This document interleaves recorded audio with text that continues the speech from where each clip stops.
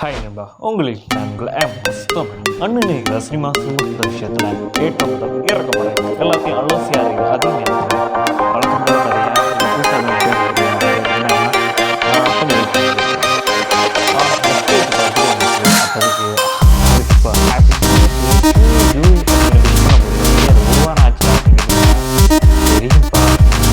வரத்துக்கு முன்னாடி video upload பண்ண முடியல. நம்மளே சேனலை கிடைக்கிற ஃப்ரீ டயத்தில் தான் வீடியோ அப்லோட் பண்ணுறோம். கிடைக்கிற அந்த வீடியோ ஷார்ட்ஸை கட் பண்ணி மேனேஜ் பண்ணி ஓட்டிக்கிட்டு இருக்கோம். நம்மளோட சேனல் ஒரு போக்கு ஓடிக்கிட்டு இருக்குது. அதே நேரத்தில் நம்ம கரெக்டான டயத்தில் வீடியோஸ் அப்லோட் பண்ண முடியல. சாரி, முடிஞ்ச வரைக்கும் என்னோட பெட்டராக கொடுக்குறேன். ஓகே, நீ இதை எஸ்கேயை பற்றி சொல்ல வந்தியே அப்படின்னு கேட்டால், நான் ஒரு அமரன். யார் நீங்கள்? அமரன் நான் கிடையாது, நம்ம எஸ்கே. அமரனுங்கிற ஒரு படம் ராஜ்குமார் டைரக்ஷனில் கமல்ஹாசன் அவரோட கம்பெனி ப்ரொடக்ஷனில் எடுக்கப்படுது. இந்த படம் நிறுத்து இடையில ஏதோ ஒரு பிரச்சனை வந்துச்சு, அந்த படம் தானே அப்படின்னு என்ன கேட்டிங்கன்னா அதுவும் இருக்குது. இதில் என்னப்பா பண்ணி வச்சுருக்காங்க? அவங்கள பற்றி தப்பாக சொல்லியிருக்காங்களா? அவங்களே சாரி சார் இப்படிலாம் சில பேர் பேசிகிட்டு இருக்காங்க. இன்னொரு பக்கம் ஆளும் மசூல்ஸ் எல்லாம் ஏற்றி என்னம்மா நிற்கிறான், வாட்ஸ்அப் தலைவா, விசில் போட்டு தலைவா அப்படின்னு இன்னொரு பக்கம். இந்த ரெண்டு பக்கத்தில் நான் சொல்ல நினைக்கிற ஒரு விஷயம் என்னன்னு நான் கடைசி சொல்கிறேன். வாங்க வளவலும் பேசாமல் இது நம்ம மூவிலேருந்து ஆரம்பிக்கிற மாதிரி ட்ரெய்லரை கொஞ்சம் டீகோட் பண்ணி தான் பார்ப்போமே. இது உங்களை மஸ்தமனோட ட்ரெய்லர் டீகோட். ட்ரெயிலோட ஃபஸ்ட்டு எடுத்திருந்தா ஒரு ஆர்மி ஆஃபீஸரை கழுத்தை கட்டி ஒரு முஸ்லீம் ஒருத்தன் பேசிகிட்டு இருக்கான். ஃப்ரீடம் ஆகையா, எனக்கு சுதந்திரம் வேணும் அப்படின்னு அவன் ஹிந்தியில் பேசிகிட்டு இருக்கா. அதே நேரத்தில் இந்த இடம் காஷ்மீரில் நடக்கும். இன்னொரு பக்கம் மக்கள் எல்லாரும் ப்ரொட்டஸ்ட் பண்ணிகிட்டு இருக்காங்க. இன்னொரு பக்கம்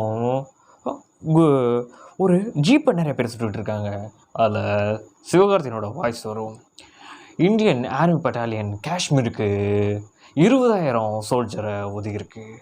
அதெல்லாம் விட்டுட்டு நீ இந்த சீட்டா ஆர்மி கம்பெனியில் நீ இருந்தனா, 44 RR சீட்டா இருக்கா கம்பெனியில் இருந்தனா, யூ ஆர் சூஸ் ஒன், நீ தேர்ந்தெடுக்கப்பட்டிருக்க அப்படின்னு லைன் வரும். உன் முகத்தை காட்டு, சீட்டா ஆர்மி கம்பெனியோட இந்தியாவோட இதுதான் காட்டு அப்படின்லாம் ஒரு வீரவசனம் நம்ம எஸ்கே பேக்ரவுண்டில் பேசிக்கிட்டு இருப்பார். இன்னொரு பக்கம் இவங்களோட ஆர்மி கேம்ப்லாம் நடத்தும் போது தலைவன் வேறு ரேஞ்சில் இருப்பாங்க. அதோட ஒரு ஃபேமாக முஸ்லீம் ரிலேட்டடாக இருக்க தீவிரவாதிகளை எதிர்த்து போராடுற மாதிரி, அங்கே உள்ளவங்களை காப்பாற்றுற மாதிரி ஆர்மி கேம்போட கேப்டனாக முகுந்தன் அப்படின்னு ஒரு பேரோட இவர் பயணிக்கிறாரு.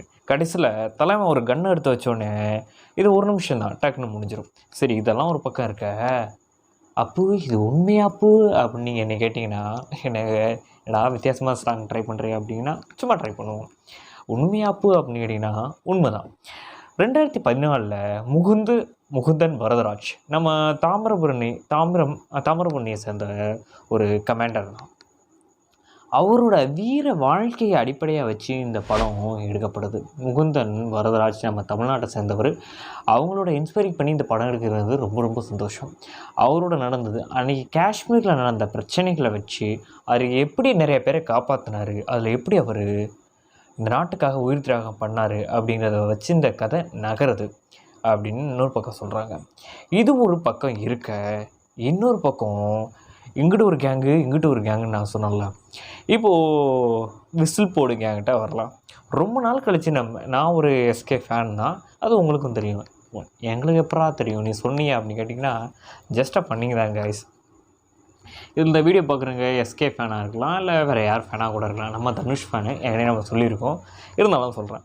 எஸ்கேவை இன்னும் வரைக்கும் பார்க்காத ஒரு பரிமாணத்தில் நம்ம ஒரு ரக்கடான ஆளை பார்த்துருக்கோம். ஏன்னா இதுக்கு டான் மூவியில் ஒரு ஜாலியான காலேஜ் பையனா, அதுக்கு டாக்டர் மூவியில் ஓரளவுக்கு சைலண்ட் கில்லர் மாதிரி இருந்தாலும் ஓரளவுக்கு காமெடியாக ஓரளவுக்கு நார்மலாக தான் இருந்துச்சு. ஆனால் இந்த மாவீரனில் ஓரளவுக்கு ஒரு ட்ராமேட்டிக்காக, அதுக்கு முன்னாடி வந்த படங்கள்லாம் அந்த அளவுக்கு எஃபெக்ட்டு இல்லை. ஆனால் இந்த படம் அவரை சரியாக வேலை வாங்கியிருக்கு அப்படின்னு சொல்லுவேன். தலைவன் ஜிம்முக்கெல்லாம் போயிட்டு ஐ எம் த கர்னல் அது மாதிரி சல்யூட் சார் அது மாதிரி சொல்கிறதுக்கு பக்காவான ஆளாக இருக்கான். பக்காவான ஆள் உடம்பை ஏற்றிருக்காரு. இன்னொரு பக்கம் இது பீஸ்ட் மாதிரி இருக்குது, என்னமோ ரோஸ்ட் பண்ணி வச்சுருக்காங்க அப்படின்னு சில பேர் சொல்கிறாங்க. படம் வந்தால் தான் தெரியும். ஆனால் என்னைய பொறுத்தவரையில் பக்காவாக ஆள் ஆரம்பிக்கும் அந்த வாய்ஸ் சொல்லும்போது, ஐ ஆம் த சீட்டா ஆர்மியில் இருக்குன்னா அவன் முகத்தை காட்டு அப்படின்னு சொல்லும்போது அப்படியே ஒரு சிங்கத்தோட கர்ஜனை மாதிரி இருந்துச்சு. அந்த விஷயத்தில் செம்மையாக சூப்பராக ரசிக்கிறபடி இருந்துச்சு. இன்னொரு பக்கம் அவங்கள பற்றி தப்பாக பேசுகிறீங்கப்பா அப்படின்னு சொல்கிறாங்க. ஒன்றும் இல்லை, இப்போது டிஎம்கே பார்ட்டிஸ்ட் கரெக்டாக எந்த கட்சின்னு தெரில, நான் கூகுளில் தான் படித்தேன். ஒரு கட்சி பிரிவினர் இந்த படம் வரவே கூடாது அப்படின்னு உருவபொம்மையெல்லாம் வச்சு எரிச்சிருக்காங்க. இது நான் சும்மா விலாகில் படித்தது தான்.